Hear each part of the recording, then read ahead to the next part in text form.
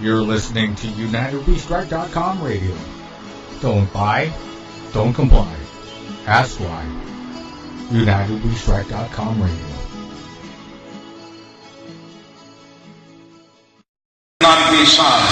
Back when Eisenhower was the president, golf courses is where most of his time was spent.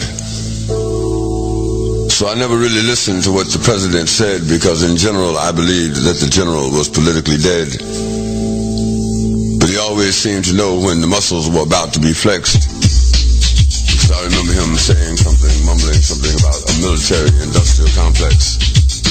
As I have walked among the desperate, rejected, and angry young men, I have told them that Molotov cocktails and rifles would not solve their problems.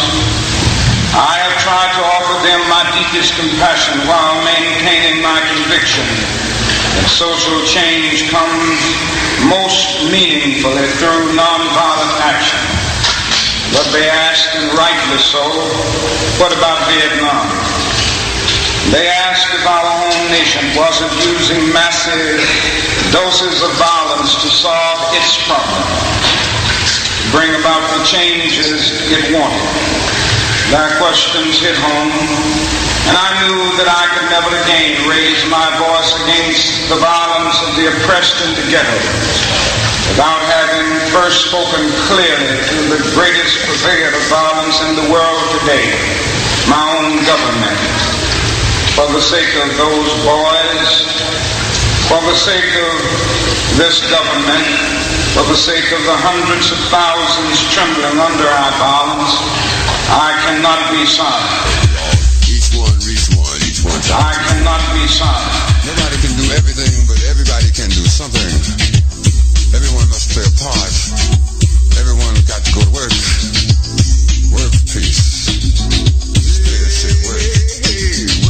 I cannot be silent. Empowering the body, mind, and spirit. This is We Cannot Be Silent with Bill Restino and Larry Pinkney.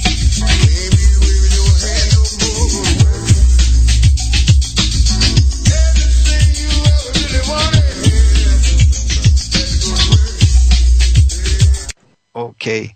Well, hello, everybody. Welcome to the November 9th, 2013 edition of We Cannot Be Silent on the UnitedWeStrike.com radio marathon. And boy, we're really happy to be with you again this month. Let's remember now, don't buy, don't comply, ask why. UnitedWeStrike.com, and we do this the second Saturday of every month, and a lot of good people are behind the scenes putting this on. Gary Hendershot right now is working all the controls and the knobs and the buttons so you all can hear us. When you do have a chance, please go to UnitedWeStrike.com and check out all the good things on that website and tell your friends, pass the word. My name is Phil Restino. I'm one of the co-hosts of the program, and I'm a chapter coordinator here in Central Florida for the Veterans for Peace, and that's how I came to meet Larry Pinkney, our other co-host, a couple of summers ago we met regarding our common interest in stopping these wars. But Larry Pinkney is also you can learn information about him and follow his writings and all his different work at blackactivistwg.org. And we do have a special guest this week. This is our abbreviated half-hour version. And I just want to make sure Larry's with us. Larry, are you here? Yes, indeed I am. Good to hear you, boys, and want to welcome our guests. And want to say thank you very, very much for being on the program, the show, and pay special tribute to Gary, who takes care of business all the time, our producer. Thank you. Right on to you. Okay, so we Careful, have... you guys. You're making me blush. We have the two co-hosts, and now we're going to tell you about our special guest. And Our special guest this month is Steve McEwen. Steve, did I pronounce your name correctly? You did. Okay, Steve McEwen is a founding member of the Minneapolis St. Paul, the Twin Cities chapter of Veterans for Peace, and that's Veterans for Peace chapter 27, and you can access their chapter website at vfpchapter27.org. And it was Steve McEwen, along with his fellow members of the Twin Cities chapter, who began the effort in 1987 to remember the original intent of the November 11th holiday, that being Armistice Day, a day of commitment to world peace. And as you all know, Monday is November 11th, and it's commonly referred to as Veterans Day these days, but there was a time when it was referred to as Armistice Day. And I want to read a little bit here. It was at the 11th hour of the 11th day of the 11th month of 1918 that World War I was halted as a result of the signing of the armistice between the Allied nations and Germany. In the years to follow, people from around the world have stopped what they were doing at 11 a.m. local time on November 11th in silent remembrance of the point in time when what's been known as the War to End All Wars that took the lives of tens of millions of people came to an end.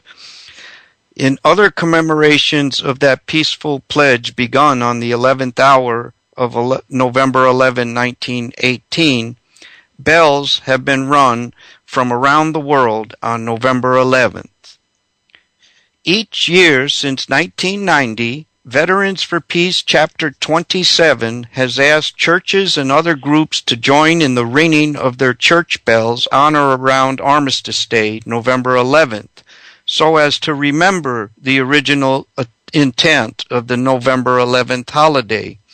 In more recent years, more and more chapters of Veterans for Peace throughout the country have also waged similar efforts in their own communities. For more information regarding Armistice Day bell ringing ceremonies and Veterans for Peace activities in your own area, you can go to the veteransforpeace.org website and look for the Armistice Day events button.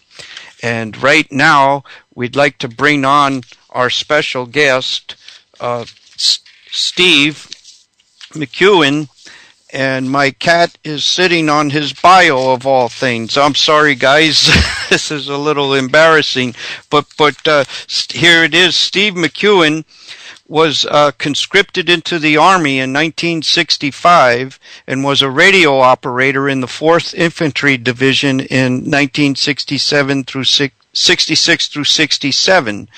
As I mentioned earlier, he's one of the founders of the Minneapolis St. Paul chapter of Veterans for Peace going back to 1986 and helped initiate the remembering of Armistice Day in 1987 by organizing an Armistice Day 22-mile walk from Flandreau, South Dakota, where the remains of the Native American leader Little Crow are buried, to the Pipestone National Monument in Minnesota. The purpose of the walk was to call attention that Veterans Day was once called Armistice Day, a day when war was supposed to be over, and that was celebrated around the world with the ringing of bells, a practice their chapter has done since 1990 and have encouraged churches and other VFP chapters to do likewise. Steve has also been involved in educating people about the Kellogg-Briand Pact that outlaws war and is still in effect. And with that, we'd like to welcome Steve McEwen to the program, and hopefully, Steve, if you don't mind, maybe you can just add a little bit more about yourself and introduce yourself and cover whatever I may have missed. Steve, welcome to the program. Okay, well, thanks a lot, Phil, and Larry and Gary, and It's really good to be on this program and also to hear of what your chapters have been doing down in Florida. And if I cough on this, it's because I'm trying to fight off a cold, so forgive me. Well, I was, like you said there, I was conscripted. I was called drafted into the Army in 1965, and I wasn't old enough to vote when I got out, because I got out early. If you had less than 90 days, 89 right on the nose, for an early out. In Minnesota, you had to be 21 at the time to vote. My father was in World War II, won the Bronze Star. He was at ANZIO and was with the war hero Audie Murphy in the same unit. My grandfather was wounded. He's in the French-Canadian Army. He was in wounded in World War I, with the trenches and the blood and the rats and the corpses, and that god-awful war. And I've had 3 nephews in Iraq and Afghanistan, and I'm bringing that up because it's a real typical American experience for each generation here. And I've left out the Korean War, which is called the it seems to be that everybody's uncle was in the Forgotten War. So yeah, it's an ongoing thing with America, and of course, Veterans for Peace, as you guys well know of, we're trying to break that cycle to abolish war. Well, that's good to know, Steve. And one of the misconceptions with speaking out against war is the common play that was articulated by Nazi Reich Marshal Hermann Goering at the Nuremberg tribunals following World War II. Basically, if any government can take any country to war, just tell the people they're being attacked and denounce the peacemakers as being unpatriotic. And so a veteran like yourself who has served and comes from a family of men who have served in the wars and all, it's a little tougher to justify calling y'all unpatriotic, but it still is a struggle to get the message of peace past that. What are your thoughts on that, Steve? Well, you hit it right on the head. It does. I was involved in nuclear, with the nuclear freeze in the early 80s, and I joined Veterans for Peace in 1986. It definitely gave us more clout, as it were, because like what you said, we can't be called unpatriotic, and, we've met really a lot of good people over the years I've met, Veterans for Peace, and I must say, too, though, I met a lot of good people in the military, too, and I just, last year I went to Detroit and seen my fellow radio operator. So, there's courage involved in being in the military, there's no doubt, but we're facing right now with, ever since the bomb was dropped, what Einstein said is that everything now has changed except our way of thinking. And our way of thinking, I think, really is best to go back to the armistice. And the reason I say that, because here was for the first time ever that civilian rates really started to climb. They went from 25% from World War I up to present day 90%. Mm. And I think that there's a lot to be learned from that. That was the first time of industrial slaughter with warfare, and that's what we've got today with all those civilians. And armistice, when the bells rang, it wasn't just 11 bells. They rang you couldn't find a bell on the 11th day, the 11th hour, the 11th month. The carnage went up to that time. And that was supposed to be it. That was the war to end wars. Mm. And the same people that were involved in getting us into that war, now the largest peace movement the world has ever seen was involved in that. And it started trying to get the League of Nations and culminated in the Kellogg-Briand Pact, which outlawed war, and that 84 countries have now signed, and was the, you mentioned the trials of Nuremberg. The Kellogg-Briand Pact not only outlawed war, but was the legal basis that the Nuremberg trials were, and the Nazis were prosecuted. And so we've been involved in that, and also trying to call attention to the Armistice Day here, both locally and nationally. And so that's been our thrust on that. Yes, and well, Larry and I often speak of history and history being erased if there aren't people to tell it. I'm stumbling with my words here, Larry.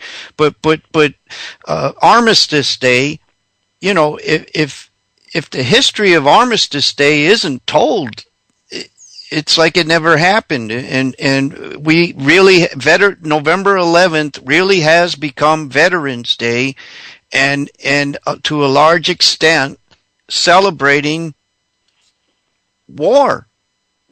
You know, in the warriors, honoring the warriors, but it somehow making it that war is something we needed. And I wanted to ask Larry what his thoughts were on this memory hole kind of thing. If we don't remember our history, we're doomed to repeat it. But how history is cleverly rewritten by the powers that be, or erased rather. Larry? Yeah, I think that it's very important to understand that what we're dealing with historically is basically revisionism. You know, Howard Zinn, the late Howard Zinn, a great historian, great writer, made it quite plain that if one does not know one's history, it's as if one was born yesterday. In this case, it's so bad it's as if one were born today. So he also said, thus the powers that be, as it were, can tell you anything, and you have nothing or no way of checking up on it because you don't know your history. When we look at the television, for example, or listen to the radio, you hear all these commercials. And what kind of commercials are they? Come on down to Walmart. Come on down to Walgreens. Come on down to whatever store or corporation they can lure people to come. Why? Well, there's a Veterans Day sale. So what they've done is not only destroyed or attempted to destroy the true history of everyday, ordinary black, white, brown, red, and yellow struggling people in this nation, they have also deliberately made war into something as if it should be honored. War is something that should be dishonored and should be disavowed. So those are my comments. And I do want to mention that Larry's dad was a Korean War veteran himself, right. Decorated, and he knows firsthand about a father coming back from war.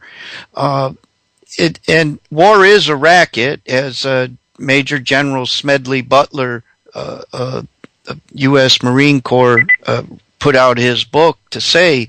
But I do want to say, our chapter of Veterans for Peace, our Central Florida chapter, reached out to Bob Heberly and Shante Wolf and some of the others, Steve there in the Minneapolis chapter last year, to get this, to try to spread their message down here in Central Florida, and they provided me with a lot of research, a lot of information. I do want to say that on May 13th, 1938, the U.S. Congress passed a law that made the 11th of November in each year a legal holiday, but it was a day to be dedicated to the cause of world peace and to be thereafter celebrated and known as Armistice Day. That was the law. And then somehow in 1954, June 1st, that's shortly after we finished the first unconstitutional war, that being the action in Korea, and I think that's about the same time U.S. troops were in Vietnam and God knows where else. They changed the day to be under the name of Veterans Day via an act of Congress. Yep. And you know, when you put the two together, it's almost like the cover that provides for constant warfare.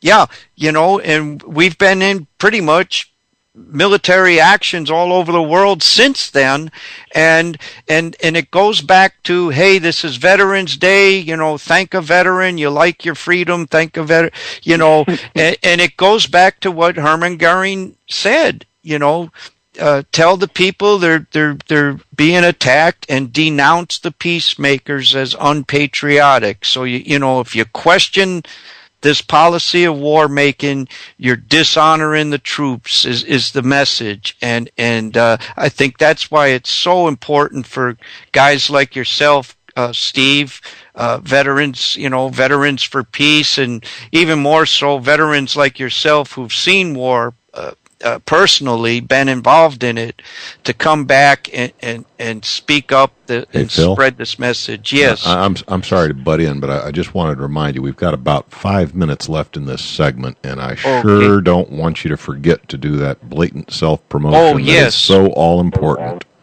Very good. Thank you, Gary. With that, I'd like to ask you, Steve, how you all have promoted this effort up there in Minnesota. Where how did you approach the churches? How did you get others involved? What if people listening want to do this in their own communities? What would you suggest to them? Well, first of all, you're right about that 1938 thing, and if you go Google the Military History Center, you will find no mention of that law in 1938 that it used to be Armistice Day. You know, it's just changed because there's been more veterans. Just on that. In answer to your question there, it was phone calling initially. Some people that we knew, word of mouth, emails. We had a big push in 2011 because it was 11-11-11, you know, it kind of rhymed. And we had 179 churches. And what we do, not only to ring bells, but also to ask for a commitment for peace. And we give them a story, and, you know, to go along with that about how bells were rang around the world in joy when the war to end wars was over with. And to ask them to do that, to tell that story. And also, too, if they could, the writing by Kurt Vonnegut, who interviewed people that talked about the stillness at that hour, and that many veterans at that time felt it was the voice of God. It was quite, you could Google that and read that. I know we're running out of time. But I would encourage people, and of course you guys have done a great job there, and the media is interested in that. We had a lot of calls from the media. We also do it at funerals when it's our time to go, instead of the 21-gun salute. And that's what really resonates with a lot of churches. And one reporter, he said to me, he said that, you know, I went to a funeral here of a good friend, and they no more said, may he rest in peace, and they had the 21-gun salute, and he thought that the 11 bells that we do was so much more appropriate. And so it is. And go back to the Einstein quote right there, we have to change our way of thinking. And I would encourage each and every one of your listeners to consider what we've done. You can Google, you know, VFP Chapter 27.0 and find out what we've done on that. And also, you guys have done a great job there. And the National Veterans for Peace, as, you know, we call it Armistice Day now, and I don't have a problem with it being Armistice Veterans Day, you know, to recognize most people are familiar with Veterans Day. But to change that whole notion that, you know, we have to be thankful for our service, when really what they mean is thank you for, you know, promoting war some more, or this or that. But I'll stop right there because I understand you have some something you got to cover right there. Well, unless you have something else. No, we just wanted to actually to get your experience and suggestions on how the listeners and anyone else listening to this on a replay or whatever can enact this in our own communities. And I think finding out about it is the first thing. Go to vfpchapter27.org. And also you can go to the National Veterans for Peace.org website and find the chapter in your own area and try to follow this. Just call the church. About a minute and a half, Phil. I want to make sure that you and Larry both get your websites out there for the folks. Thanks, Gary. But this is the big thing. We want the folks to get out there and spread this message of Armistice Day and teach others before we lose this history. With that, Larry, did you want to mention your site real quick? Okay, the folks can find my writings on Intrepid Report. I'm an associate editor for Intrepid Report. IntrepidReport.com. Just go there. Look up my name, you'll see the articles I write. You can also go, as Phil mentioned, to blackactivistwg.org. That's blackactivistwg, which stands for Writers Guild.org. I'm going to just leave it there. Thank you, Gary, so much. Thank you, Steve, for being our guest, and Gary for producing this. Thank you. That's it for me. Thanks, Larry. Steve, do you have any closing comments? Sure. We're making bells now. We're a sculpture. I got a grant, Humanities Grant. There's about half a dozen of us making some bells that we're going to be giving to other chapters here, and we're putting it on tape and video. We're making it right from scratch, and she's really good. Her father was a student of Gandhi from India. She knows what she's doing. I'm not saying that we know what we're doing, but we're making real bells. And I'll just have to say here in closing that when I was calling around, our church, our veterans office was located in the basement of St. Stephen's Church in Minneapolis. And I asked the pastor there, I said, hey, how would you like to ring the bells for Armistice Day? And he said, I'd love to. But up in our bell tower, an older church, he says, the bell got melted down for World War I. And they've never replaced it. And so, how about that? Yeah. So, yeah. Anyway, so here we are making some bells, too, besides, it's sort of a spiritual sort of thing, too. And, guys, I gotta call it. I've given you every second I can give you. Okay, thanks so much. Quick wrap. You're listening to UnitedWeStrike.com radio. Don't buy, don't comply. Ask why. UnitedWeStrike.com radio.